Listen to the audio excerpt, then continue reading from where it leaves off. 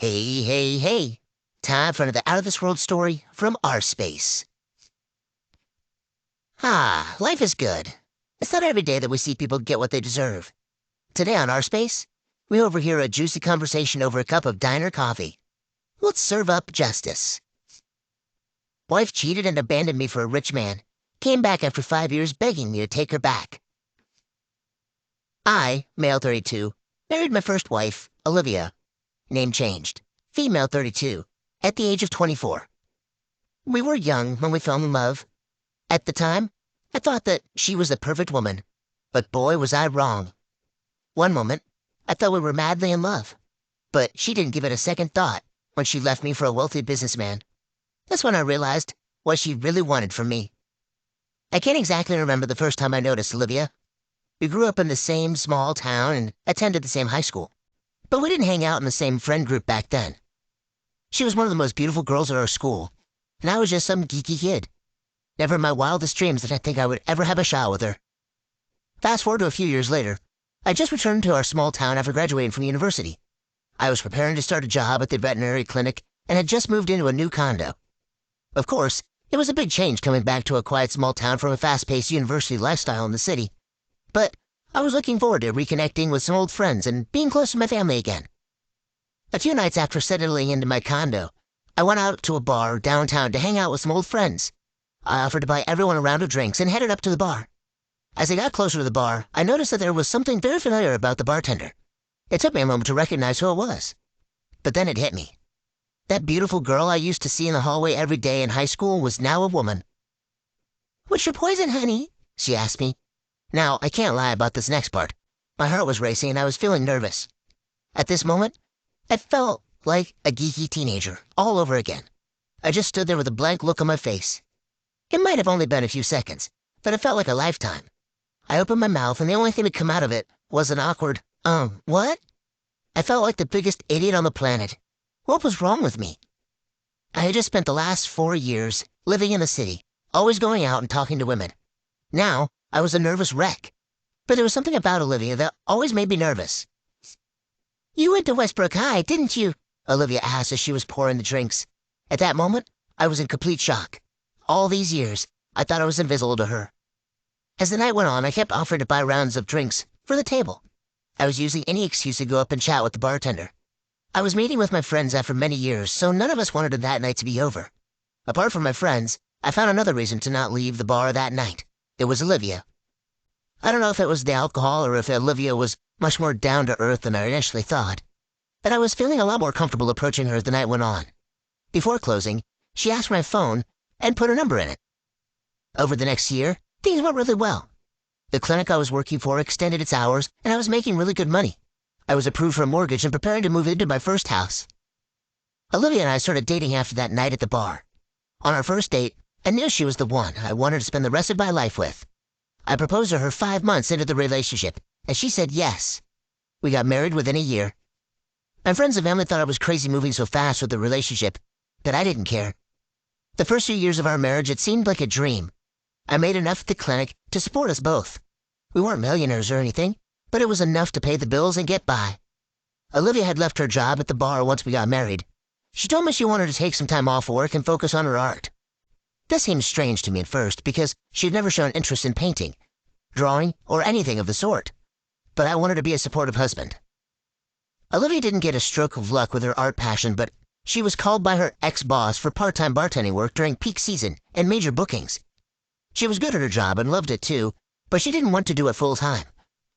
We were good for a couple of years until one day her old boss from the bar called her again. This time it was a big corporate event taking place in town. CEOs and business owners from all over the state were traveling to our small town for investment and expansion of their businesses. It was a month-long summit. Olivia's boss needed some skilled and seasoned employees for that event, and hence, Olivia was called in for it temporarily. She too readily agreed to it because the pay was really good. I didn't think anything of it at first, but I started to feel like something wasn't right a few weeks into the gig. Olivia was working every single night, and she was staying out later than usual. It was usual for bartenders to wrap their day post-midnight, so I didn't bat an eye. For the first few days, she was home by 3 a.m. After a week, one morning my alarm went off at 7 a.m. Olivia wasn't in bed next to me. I checked my phone and saw there was a text message from her saying that it was the last night of corporate events, that people were staying late, and she had no idea when she would be done. After all, these were some big-shot customers willing to put out a lot of money. I didn't mind thinking it was just one time. However, as the days passed, her schedule got me suspicious. I used to leave for work at 8 a.m., and on most days she wasn't home until then. By the time I came back home, she was already gone. So it was more than 4 or 5 days since I had seen her. I asked her what time she was getting back home, and she said 9 a.m., but I checked the CCTV footage on my house. According to it, she used to come home by the afternoon, by 12 p.m. Surprisingly, she didn't look tired when she came home. Also, no bars are open in the morning, or at least they don't let the night shift employee continue during the day. I was always a trusting husband, but this didn't feel right. So, in the 4th week, I decided to leave for work at 9 a.m., but she wasn't home by then. I decided to clear the air and put an end to my thoughts.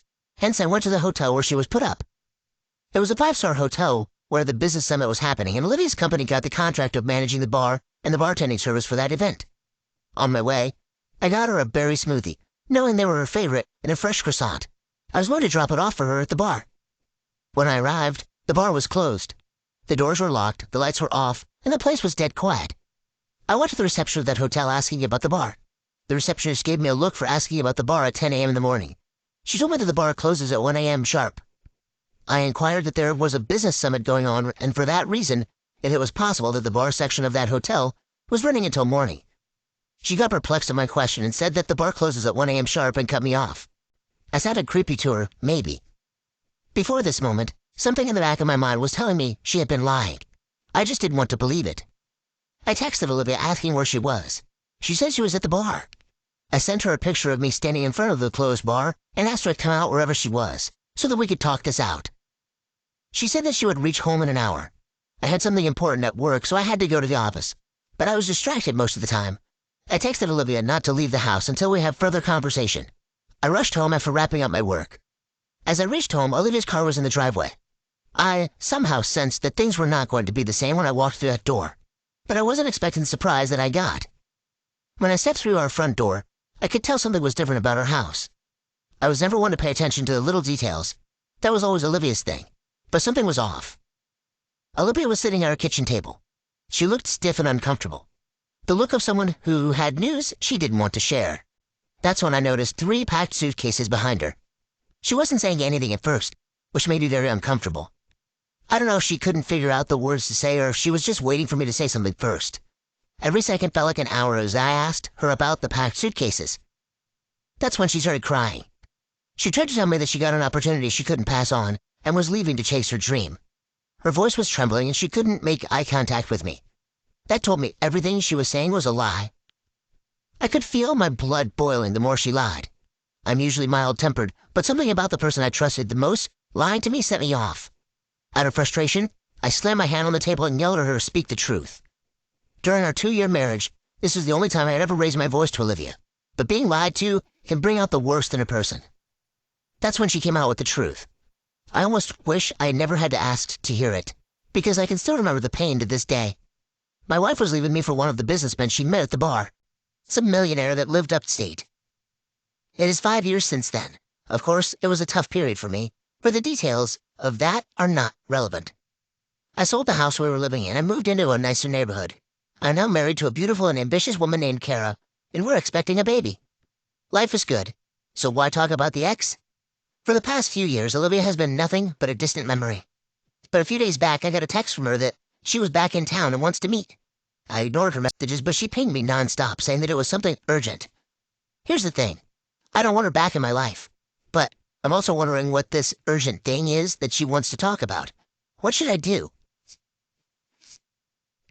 Honestly, I'm not sure it's a good idea to meet her again. She did you real dirty. I mean, she cheated on you with someone who had a ton of money and then decided to leave you for them. Or, sorry, she left you for the money. I'm not sure digging up the past is ever a good thing. Sometimes we have to leave the dead in the dirt. Update 1. Thanks for the suggestions, everyone. I know it's been a few months since I posted an update. Kara gave birth to our baby boy a few weeks ago, and we're adjusting to being first-time parents. As some of you suggested, Olivia may want to meet up because she wanted to apologize. I could give her the benefit of the doubt and agreed to meet up with her for a coffee. When I first arrived at the coffee shop, I saw her sitting in a booth waiting. She smiled as soon as she noticed me. For a brief moment, I thought some of you may be right, that maybe all she wanted was forgiveness. At first, she tried to play it off cool. She made small talk like anyone would when they were catching up with someone they hadn't spoken to in years. But I noticed she was up to her old games. As she talked about moving back into town, she would look for excuses to move closer to me or to touch my hand. I would inch away or brush her off, but I could tell she thought she could win me over. I moved back from her and told her to stay put in her limits. I could see her cheeks turn pink as she realized I wouldn't crack. She said she missed me. I knew this wasn't true. It took her an instant to decide to leave our marriage when an established millionaire paid her an ounce of attention. Not once over the past 5 years has she tried to reach out to me. That's when I told her to cut the crap and tell me the reason for her urgent meeting request. She started crying, and for the first time I didn't feel bad seeing her in pain.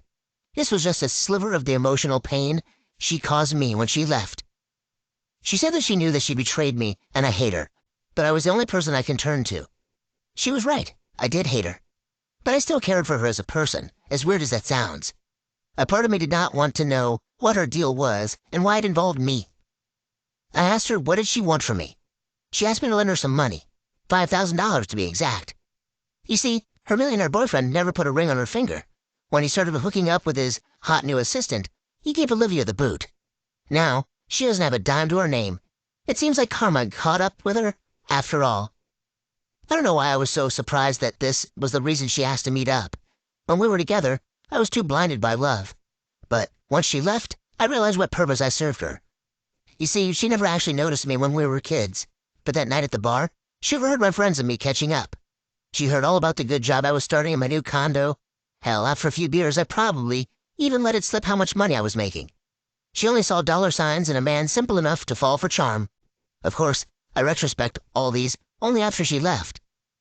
I had no intention of giving her a loan, but I was curious what she had to say. So I asked her the reason she needed the money.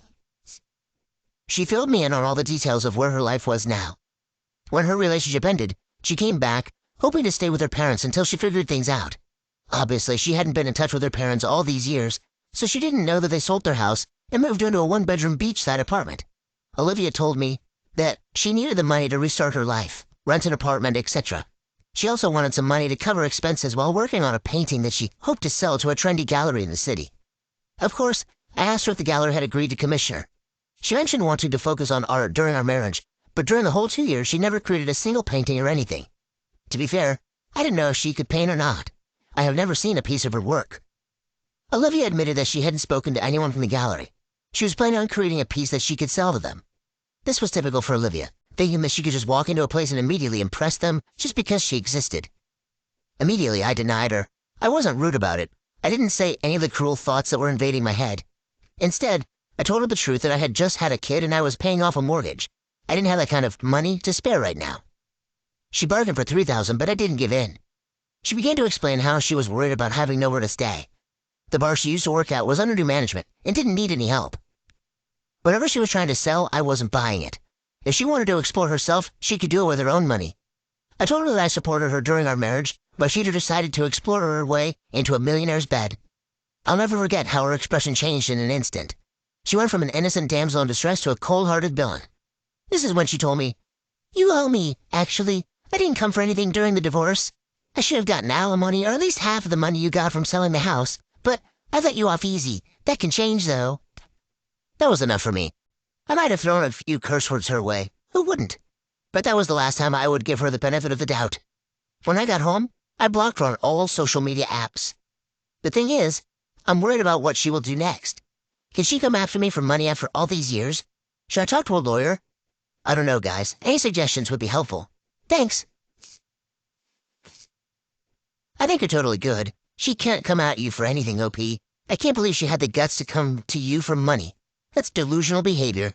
And then to threaten you that she would legally come after you? It totally came from a place of fear because she's desperate. Obviously, everything she said before, that was a load of BS. It's scary to think that someone can look you in the eyes and tell you endless lies and pretend to be someone they're not. And she almost had you with the tears. Stay sharp, OP. Update 2. Hey everyone. I'm sorry I've taken so long to update you guys. Life has been insanely busy for us lately. But I know that's not why you're keeping up with my posts. You're probably wondering what happened after my exchange with Olivia. Well, I'm happy to say absolutely nothing. She was all biting with no bark. Just to be on the safe side, I did speak with a lawyer. Well, sort of. My colleague's brother works for a law firm, and he lets me know that in this state, an ex-partner can't go after alimony after the original divorce case had been settled. Even if she did get a lawyer, she didn't have a case to move forward with. Plus, she doesn't have the money to fight a case. I'll give her props for trying, but she won't fool me again. I blocked her number as well as all social media apps. Of course, living in a small town does make it impossible to avoid hearing about someone completely. As much as you try to distance yourself from them, someone else will eventually bring up what they're doing. I was told she moved upstate to stay with one of her old high school friends. Luckily, she won't be around to sink her claws into my life anymore. If she wants to play games, they'll have to be on someone else's board. As for me, we're preparing for summer vacation. Kara and I have both booked a few weeks off in August. We've put a down payment on our RV, and are going to travel around the state visiting different campsites. They might be crazy about hitting the road with a baby, but we're excited about the journey. Update 3. Wow, I can't believe how many people have been keeping up with this story. It sounds like many of you had to deal with your own version of Olivia too. I was finished with this post after my last update, but something happened that I thought you guys might be interested in hearing about. Remember how I mentioned that we planned our road trip in the RV? We spent the last 3 weeks traveling around and exploring the state. I was surprised by how good of a traveler our baby was. So, on our way back, we stopped at a diner just off the highway. It didn't look like the nicest place from the outside, but it was convenient. Kara and I were both too hungry at this point to be picky about where we ate. Once we were seated and placed our orders, I excused myself to use the washroom. As I was washing my hands, I heard some commotion outside the doors. It sounded like a manager schooling one of the employees. I heard the manager say it was the third complaint they have gotten about the employee in that 1 week. Apparently she gave a 4-year-old hot sauce instead of ketchup. Then, I heard a voice that sounded very familiar. I couldn't put my finger on how I knew it. It was Olivia, apologizing to the manager for the last chance, promising to mend her ways. Okay, in any other situation, I would have waited outside the washroom for the conversation to be over. An employee getting scolded by their boss doesn't need any more humiliation added on top, but this was something I wanted to see. As I was drying my hands, I could hear her manager calling her irresponsible and lazy. He also rebuked her for keeping her section unattended and dirty, giving her the last warning. I opened the washroom door and stepped into the restaurant hallway at the exact same time the manager warned her that it was a last warning, and one more mistake, she would be out of a job. The look on her face at this moment was something I will never forget. I'm probably the last person she wanted to see when her manager said those words. I didn't say anything to her, although her manager did seem slightly embarrassed that a customer overheard him tell off an employee. He came to our table to apologize and offered Kara and me a dessert on the house. Now, I wasn't expecting much out of that little diner, but getting free pie and seeing my ex-wife being held accountable for her behavior was well worth it. I'll have to give that place a good review later. I guess this will be the last of my Olivia updates. My family and career deserve all of my focus moving forward. I guess she got what she deserved.